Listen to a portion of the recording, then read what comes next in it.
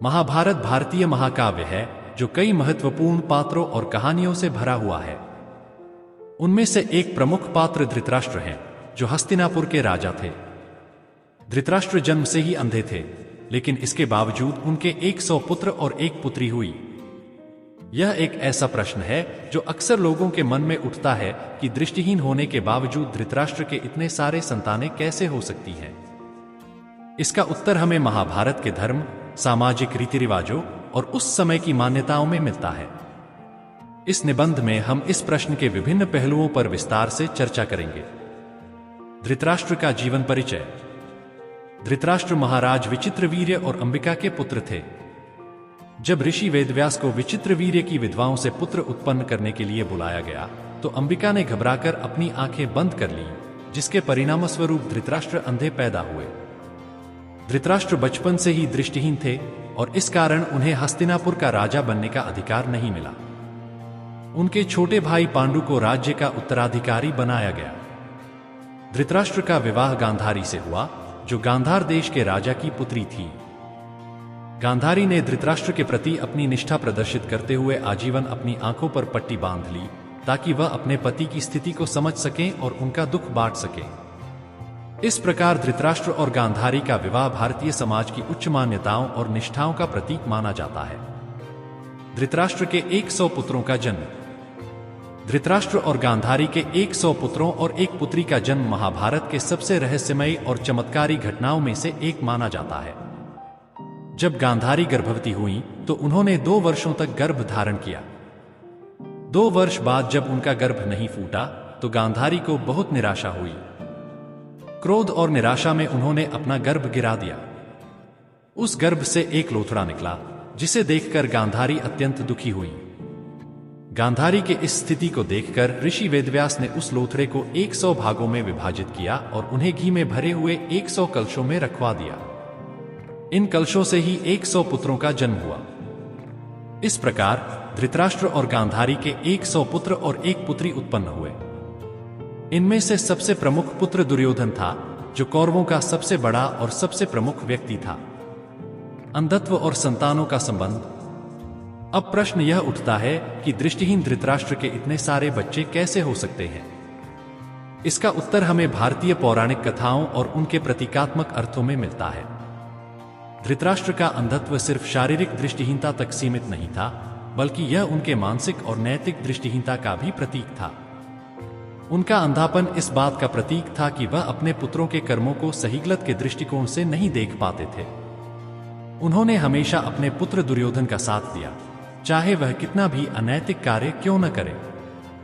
जहां तक संतानों के जन्म का प्रश्न है, तो भारतीय पौराणिक कथाओं में कई चमत्कारी घटनाएं और जन्म की कहानियां हैं, जिनका वैज्ञानिक दृष्टिकोण से कोई ठोस आधार नहीं है, लेकिन ये कहानियां उस समय की धार्मिक और सामाजिक मान्यताओं का हिस्सा थीं। धृतराष्ट्र और गांधारी के 100 पुत्रों का जन्म एक प्रतीकात्मक घटना है, जो उस समय के समाज और परिवार की बड़ी संरचना को दर्शाती है। धृतराष्ट्र की संतानें और उनकी भूमिका। धृतराष्ट्र के 100 पुत्रों को कौरव कहा जाता था। उनके सबसे बड़े पुत्र दुर्योधन थे, जिनका महाभारत की कथा में प्रमुख स्थान है। दुर्योधन ने पांडवों के खिलाफ अनेक षड्यंत्र रचे और अंततः महाभारत का युद्ध करवाया।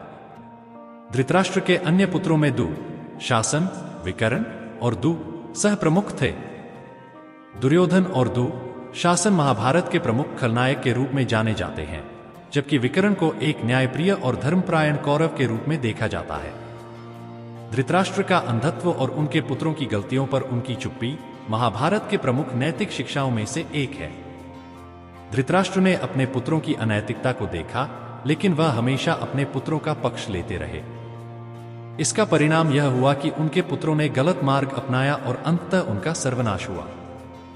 महाभारत के युद्ध में सभी कौरव मारे गए और धृतराष्ट्र अंत में अकेले रह गए। नैतिक और धार्मिक दृष्टिकोण।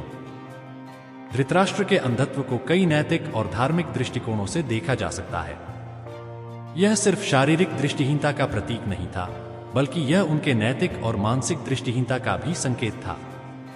उन्होंने अपने पुत्रों के गलत कामों को नजरअंदाज किया और हमेशा उन्हें सही ठहराया। इसी कारण महाभारत के युद्ध में कौरवों का पतन हुआ। धृतराष्ट्र के अंधत्व को लेकर एक और महत्वपूर्ण दृष्टिकोण यह है कि वह अपने बच्चों के प्रति अत्यधिक मोह में फंसे हुए थे। उनका यह मोह इतना गहरा था कि उन्होंने कभी अपने बच्चों को सही और गलत का अंतर नहीं सिखाया। यह भी एक प्रमुख कारण था कि उनके सभी पुत्र गलत रास्ते पर चले गए और उनका अंत महाभारत के युद्ध में हुआ। धृतराष्ट्र और गांधारी के 100 पुत्रों का जन्म धार्मिक दृष्टिकोण से एक चमत्कारी घटना मानी जाती है। भारतीय पौराणिक कथाओं में इस प्रकार की कई घटनाएं मिलती हैं, जहां ईश्वरीय या चमत्कारी हस्तक्षेप के माध्यम से संतानों का जन्म हुआ।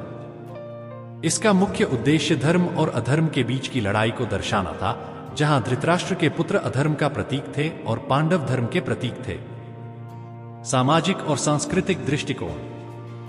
महाभारत में धृतराष्ट्र के 100 पुत्रों का उल्लेख उस समय की सामाजिक और सांस्कृतिक मान्यताओं का भी प्रतीक है। भारतीय समाज में परिवार और वंश परंपरा का बहुत महत्व था। राजा होने के नाते धृतराष्ट्र के लिए वंशवृद्धि आवश्यक थी और 100 पुत्रों का होना उनके वंश की शक्ति और प्रभुत्व को दर्शाता है। हालांकि धृतराष्ट्र अंधे थे, लेकिन यह उनके पिता बनने की क्षमता को प्रभावित नहीं करता था। इस दृष्टिकोण से महाभारत की कथा में धृतराष्ट्र के 100 पुत्रों का जन्म सामाजिक संरचना का एक हिस्सा है, जहां राजा का कर्तव्य अपने वंश को आगे बढ़ाना था। निष्कर्ष। धृतराष्ट्र के 100 पुत्रों का जन्म महाभारत की कथा का एक महत्वपूर्ण और प्रतीकात्मक हिस्सा है। यह घटना न केवल धार्मिक और चमत्कारी दृष्टिकोण से महत्वपूर्ण है, बल्कि इसका गहरा नैतिक और सांस्कृतिक महत्व भी है। धृतराष्ट्र का अंधत्व सिर्फ शारीरिक दृष्टिहीनता तक सीमित नहीं था, बल्कि यह उनके नैतिक और मानसिक दृष्टिहीनता का भी प्रतीक था। उनके पुत्रों का पतन उनके इस अंधे मोह का परिणाम था, जो उन्होंने अपने बच्चों के प्रति दिखाया। धृतराष्ट्र की कहानी हमें यह सिखाती है कि सिर्फ शरीर की दृष्टि महत्वपूर्ण नहीं है, बल्कि नैतिक दृष्टि और सही गलत का ज्ञान भी उतना ही महत्वपूर्ण है। महाभारत में धृतराष्ट्र के 100 पुत्रों का जन्म और उनका पतन एक गहरा संदेश देता है कि जब माता पिता अपने बच्चों की गलतियों को नजरअंदाज करते हैं, तो इसका परिणाम पूरे समाज के लिए विनाशकारी हो सकता है। धृतराष्ट्र की यह कहानी आज भी हमें यह सिखाती है कि हमें अपने कर्तव्यों और नैतिकताओं के प्रति सच्चे रहना चाहिए, चाहे परिस्थितियां कैसी भी हों।